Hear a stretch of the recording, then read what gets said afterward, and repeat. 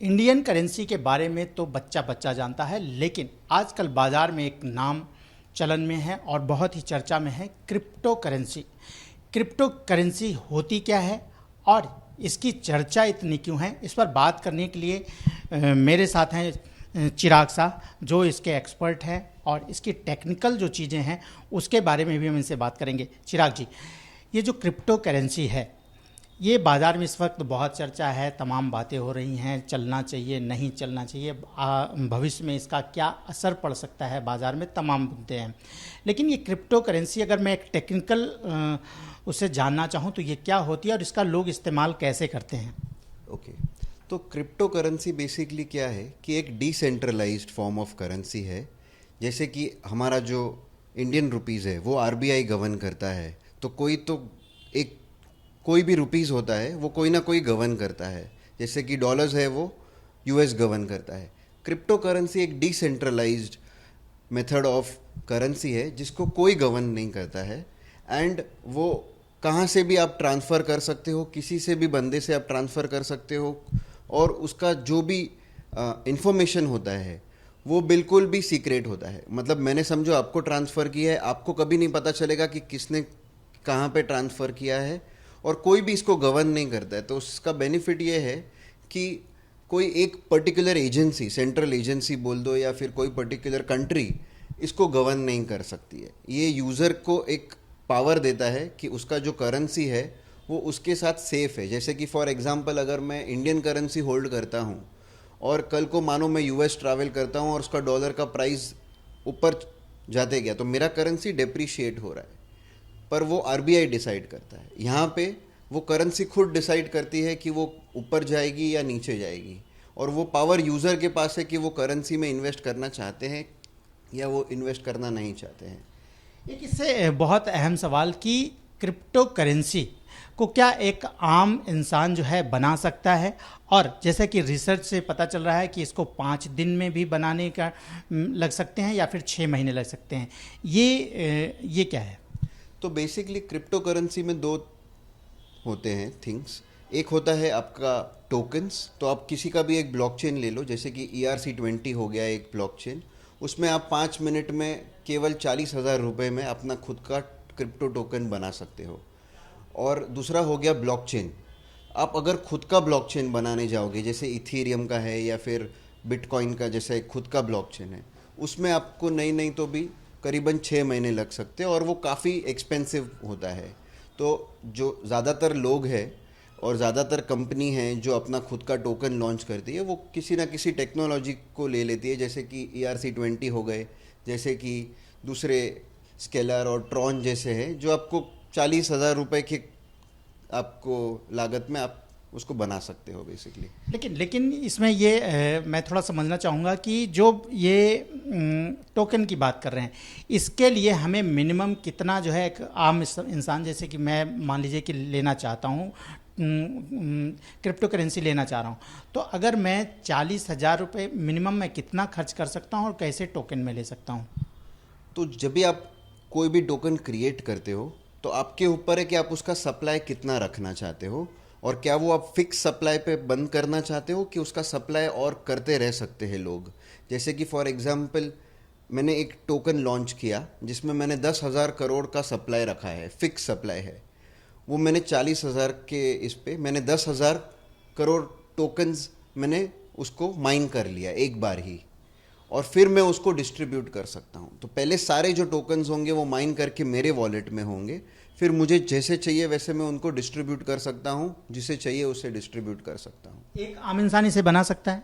हाँ, एक आम इंसान, एज जैसे मैंने बोला 40,000 के खर्चे में एक आम इंसान इसको केवल 5-10 मिनट में उसको माइन कर सकता है, और ज़्यादातर आपको कोडिंग ना भी आता हो तो भी आप इजीली कर सकते हो अगर आप सिंपल स्टेप्स फॉलो करो तो। वही एक सवाल मेरा कि जो ये क्रिप्टो करेंसी है, इसमें कोडिंग और ब्लॉकचेन, इन दोनों की क्या अहमियत है और कितना ये मायने रखता है?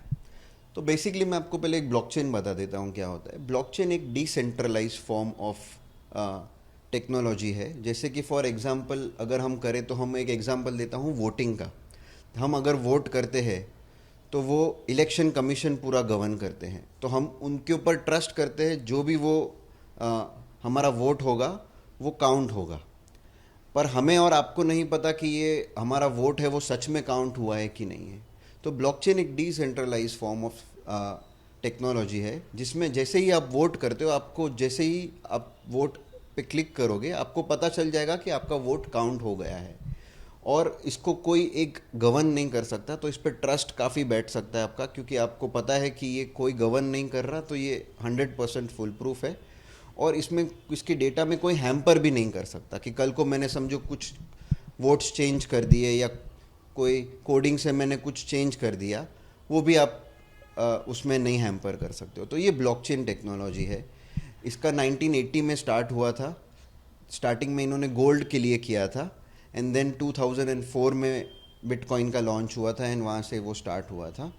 और इसका मेन पर्पस यही था कि लोग यूएस के गवर्नमेंट से या फिर इंडियन गवर्नमेंट से, लोग को ऐसा लगा कि हमको उनको इतना पावर नहीं देना है कि वो हमारा करेंसी कंट्रोल करे, रादर हम ऐसा करेंसी बनाएं जो इजीली ट्रांसफरेबल हो, कोई भी कंट्रीज में इजीली एक्सेप्टेड हो, और इसका ट्रांजैक्शन भी एकदम क्लीन हो, और आपको कोई ज़्यादा इन्फॉर्मेशन भी देने की ज़रूरत नहीं है किसी को कि आपने क्यों ट्रांसफ़र किया। एक बेसिकली दो चीज़ होती है उसमें, एक होता है पब्लिक की, एक होता है प्राइवेट की।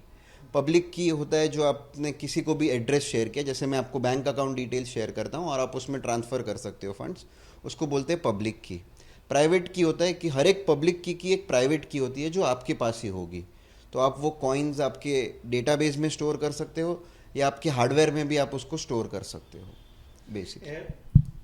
लेकिन क्रिप्टो करेंसी को लेकर के तमाम सवाल उठ रहे हैं। मेरा सवाल आपसे यह है कि इसके फ़ायदे क्या हैं और नुकसान क्या हैं भविष्य में? देखो, अगर मैं आपको फ़ायदे कहूँ तो क्योंकि ये डिसेंट्रलाइज है तो किसी के हाथ में अथॉरिटी नहीं रहेगा। अभी जैसे कि यूएस गवर्न करता है, यूएस डॉलर, और पूरा वर्ल्ड उसके हिसाब से फॉलो करता है। पर अगर ऐसा एक करेंसी आ गया जो कोई एक पर्सन कंट्रोल, एक कंट्री कंट्रोल नहीं करता है, उसके बेनिफिट्स काफ़ी है कि किसी के पास वो सुपर पावर नहीं आ जाएगा। It will be always distributed सारे कंट्रीज़ में। दूसरा उसका ये और एक फ़ायदा है कि आपको ट्रस्ट बैठता है कि जो भी मेरे पास करेंसी है, कल उठ के डीमोनेटाइजेशन जैसे कि हो गया था, अभी सबके पास एक करेंसी थी, कल उठ के वो डीमोनेटाइज हो गई तो सबको अपना करेंसी चेंज करना पड़ा। तो ट्रस्ट आप नहीं कर सकते इतनी अपनी खुद की करेंसी पे, क्योंकि वो एक गवर्नमेंट ओन करती है। जबकि अगर ब्राइटर साइड पे देखें तो आपके पास जो करेंसी है आप वो खुद ओन कर रहे हो। दैट मीन्स आपके पास वो ट्रस्ट है कि आप वो खुद ओन कर रहे हो, और वो आपसे कोई ले नहीं सकता, ना ही वो ऐसा होगा कि उसका कोई वैल्यू नहीं है वैसा। ये तो फ़ायदे हुए, लेकिन नुकसान इसके क्या क्या हैं? नुकसान एज अ ब्लॉकचेन टेक्नोलॉजी के काफ़ी नुकसान है एनर्जी कंजम्पशन को लेकर। अगर मैं आपको एग्जांपल दूं तो एक बिटकॉइन का जो ट्रांसफ़र होता है वो 1800 किलोवाट का पावर लेता है। उस ट्रांजैक्शन में आप 4 महीना इलेक्ट्रिसिटी किसी इंसान का चल सकता है, उतना पावर एक बिटकॉइन का ट्रांजैक्शन लेता है। तो आप सोच सकते हो कि कितना एनर्जी का जो कंजम्पशन है वो होता होगा। अभी लास्ट ईयर का स्टैट्स था कि 2021 में जितना नेदरलैंड का कंप्लीट पावर कंजम्पशन है, उतना अकेला खाली बिटकॉइन ने ही उतना जो होता है पावर कंज्यूम कर लिया है।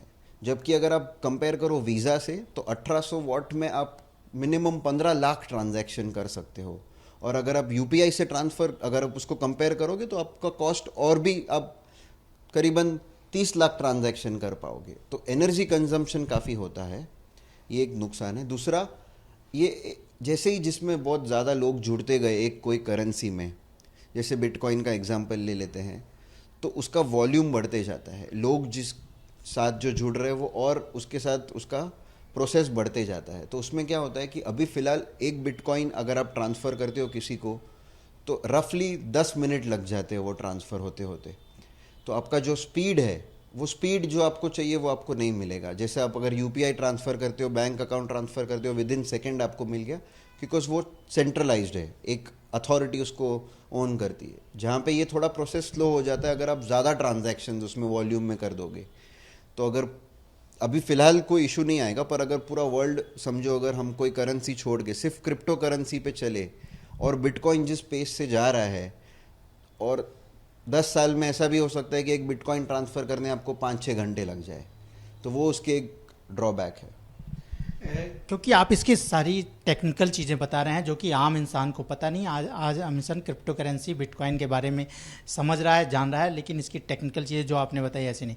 और भी इसमें क्या खासियत है या क्या चीज़ें हैं जिसको जो है लोगों को समझने की ज़रूरत है, और अगर इसमें वो इन्वेस्ट कर रहे हैं, आ रहे हैं, तो उन्हें क्या ध्यान रखने की ज़रूरतें हैं? मैं ऐसा कहूँगा कि आप अपनी सारी संपत्ति इस पे ना डाल दें। बिटकॉइन आज जो मार्केट में इतना इसका पीपल हैव स्टार्टेड एक्सेप्टिंग, उसका यही एक मेजर रीज़न है कि उसका जो रेट है वो $7,000 से लास्ट ईयर आज वो $60,000 तक भी टच कर गया। तो मे बी वो लोगों को एक्साइट करता होगा कि हम कुछ ही टाइम में इन्वेस्ट कर रहे हैं इसमें और गोल्ड से भी ज़्यादा रिटर्न्स आ रहे हैं। गोल्ड ने आई थिंक 15% भी रिटर्न्स नहीं दिया था लास्ट ईयर, और क्रिप्टो ने ऑलमोस्ट 300 गुना रिटर्न्स दिया था। तो इसीलिए लोग ज़्यादा एक्साइट हो रहे हैं। पर ऑफकोर्स आप थोड़ा अगर इसमें इन्वेस्ट करो, क्योंकि क्रिप्टो इज़ द फ्यूचर। आगे जाके 10 साल में, 15 साल में सारी गवर्नमेंट चाहेंगी कि कोई एक कंट्री सुपर पावर ना बने और ऐसे डिसेंट्रलाइज्ड करेंसी हो जो पूरे वर्ल्ड में कहाँ पे भी एक्सेप्टेड हो। यूजुअली लोग इजीली उसको ट्रांसफ़र कर सके, लोग इजीली उसके साथ ट्रेड कर सके, और वो वर्ल्ड ओवर एक्सेप्टेड हो। तो crypto currency is of course the future. पर कौन सी क्रिप्टो करेंसी फ्यूचर होगी वो आप और मैं नहीं बता सकते। जैसे कि बिटकॉइन है, आज बिटकॉइन आगे जाके वो कंटिन्यू रहेगा जिस स्पीड से है, या कोई और करेंसी आके सारा कुछ जनरलाइज कर लेगी, तो वो हमको नहीं पता। तो वो रिस्क फैक्टर ज़रूर है। Of course crypto currency is the future, पर उसमें एक रिस्क फैक्टर रहता है कि कौन सी करेंसी फ्यूचर होगी। तो मैं ऐसा मानता हूँ कि आप जितना गोल्ड को ट्रस्ट करते हो उतना आप उसको ट्रस्ट नहीं कर सकते। पर ऑफकोर्स इट्स अ फ्यूचर, सो आप थोड़ा इन्वेस्ट करके रखें ताकि इसमें अच्छे रिटर्न्स आप ले सकते हो। लेकिन एक वजह हम देखते हैं कि अभी जो है गवर्नमेंट इस पे जो है बैन लगाने की बात कर रही है, और उनका कहना है कि अगर इस तरह से क्रिप्टो करेंसी को मान्यता मिल गई तो फिर हमारी जो देश की इकोनॉमी है वो जो है बहुत ही डिस्टर्ब हो सकती है। क्या आप इस बात को मानते हैं? मैं गवर्नमेंट से सहमत हूँ, क्योंकि आज गवर्नमेंट के पास कोई डेटा नहीं है। आज आई थिंक इंडिया में 10 से ज़्यादा एक्सचेंजेस हैं और करीबन करीब 2 करोड़ लोग हैं जिन्होंने क्रिप्टो में इन्वेस्ट किया, और लास्ट आर्टिकल के हिसाब से 6 लाख करोड़ रुपए ऑलरेडी इन्वेस्ट कर चुके हैं लोग। तो मैं ऐसा मानता हूँ कि गवर्नमेंट का ये एक थ्रेट है, क्योंकि कोई भी जो डेटा है वो गवर्नमेंट के साथ शेयर नहीं हो रहा है। कौन कितना क्रिप्टो खरीद रहा है, उस पर क्या रिटर्न्स मिल रहे हैं, और उसके साथ क्या हो रहा है। जैसे उन्होंने बोला कि टेरर फंडिंग उससे हो रहा है, शायद जो भी और भी ब्लैक के जो बिजनेसेस है वो शायद इस पे चल रहे हो। तो गवर्नमेंट को as a government, central government को crypto currency as a asset से कोई इशू नहीं है, पर उसके यूज़ से इशू है। तो आई थिंक जो भी नेक्स्ट बजट में वो पेश करेंगे वो यही करेंगे कि इसको रेगुलाइज कर देंगे, इसके ऊपर टैक्स लेके आएंगे। जैसे सेबी है जो गवर्न करती है इक्विटी मार्केट, वैसी कोई एक बॉडी आ जाएगी क्रिप्टो के लिए जो वो पूरा मार्केट गवर्न करेगी, जहाँ पे लोगों का डेटा, हर एक एक्सचेंज को लोगों का डेटा शेयर करना पड़ेगा, किसने कितना क्रिप्टो खरीदा, और जो भी उस पर जो प्रॉफिट बना रहे उस पर short term gain capital tax उसको पे करना पड़ेगा। तो आई थिंक सो गवर्नमेंट का ये इंटेंशन नहीं है कि वो क्रिप्टो को बैन कर दे, क्योंकि कोई भी कंट्री, अब कोई भी कंट्री पे चले जाओ, कोई भी कंट्री क्रिप्टो बैन नहीं कर सकती, क्योंकि वो इतना ओपनली अवेलेबल है in the market through out the world कि आप कहाँ पे भी पैसे ट्रांसफ़र कर दो और वहाँ से आप बिटकॉइन खरीद सकते हो। तो अगर वो गवर्नमेंट बैन करेगी तो वो काफ़ी देश का पैसा वो बाहर चला जाएगा और बाहर की कंपनी में इन्वेस्ट हो जाएगा, जिसका गवर्नमेंट के पास ना ही कुछ डेटा होगा। तो प्रॉब्लम जो अभी है वो शायद प्रॉब्लम सेम कंटिन्यू होगी। पर अगर इसको रेगुलराइज कर दे, उसके जो एक्सचेंजेस हैं उनको सारा डेटा अगर शेयर करना पड़े गवर्नमेंट के साथ, सो दैट दे उनको पता चले कि किस इंसान ने कितना ख़रीदा है क्रिप्टो, और जो ज़्यादा प्रॉफिट कर रहा है उस पर वो short term gain capital tax कर देगी। तो इससे रेगुलाइज भी हो जाएगा, एज एन इंडस्ट्री भी ग्रो होगी, और क्रिप्टो एज अ फ्यूचर है। अगर हम उसको फ्यूचर टेक्नोलॉजीज़ को अभी से अगर हम बैन कर दें तो वो काफ़ी फ़ायदेमंद नहीं होगा India as a developing nation के लिए। और भी कुछ कहना चाहेंगे क्रिप्टो करेंसी के बारे में, उसके कुछ भी? तो क्रिप्टो करेंसी मुझे ऐसा लगता है कि आज के ज़माने में जहाँ पे लोग ज़्यादा ग्लोबलाइजेशन हो रहे हैं, ट्रेड्स हो रहे हैं ग्लोबली, अगर आप देखोगे बैंक के मेथड्स जो इतने इजी नहीं है, अगर आप ट्रेड्स कर रहे हो बाहर की कंपनीज़ के साथ, अगर आप बाहर की कंपनीज़ के साथ बिजनेस कर रहे हो और आपको अगर मल्टीपल करेंसीज है कंट्रीज़ में, तो आपको अगर हमेशा आप कोई अलग कंट्री में ट्रैवल करो, आपको नया कंट्री का करेंसी खरीदना पड़ता है और वहाँ की करेंसी के हिसाब से आपका सारा चेंज हो जाता है। एक सेंट्रल करेंसी अगर आ गई पूरे वर्ल्ड में तो आपको बेनिफिट्स भी बहुत सारे हैं, जैसे कि आपको एक आप अर्न कर रहे हो, आपको पता है कि हर एक कंट्री में वो एक्सेप्टेड होगा, हर एक जगह पे आप उसका यूज़ कर सकते हो। आप बिजनेस भी करो अगर, तो फंड्स ट्रांसफ़र करना और फंड्स रिसीव करना काफ़ी इजी हो जाएगा, जिससे आपका इकोनॉमी बूस्ट होगा बेसिकली। तो क्रिप्टो करेंसी के बारे में तमाम टेक्निकल चीज़ें बताते हुए ये थे चिराग शाह, और इन्होंने बताया कि क्रिप्टो करेंसी एक आम इंसान भी कैसे बना सकता है, कैसे इन्वेस्ट कर सकता है और उसका नफ़ा क्या है और नुकसान क्या है। तो आप जब भी क्रिप्टो करेंसी के बारे में अगर सोच रहे हैं, कुछ इन्वेस्ट करना चाहते हैं, तो इन सारी बातों को ज़रूर ध्यान रखें कि भविष्य में उसके नुकसान क्या और फ़ायदे क्या हैं। कैमरामैन जावेद के साथ राजेश त्रिपाठी, एबीपी न्यूज़, मुंबई।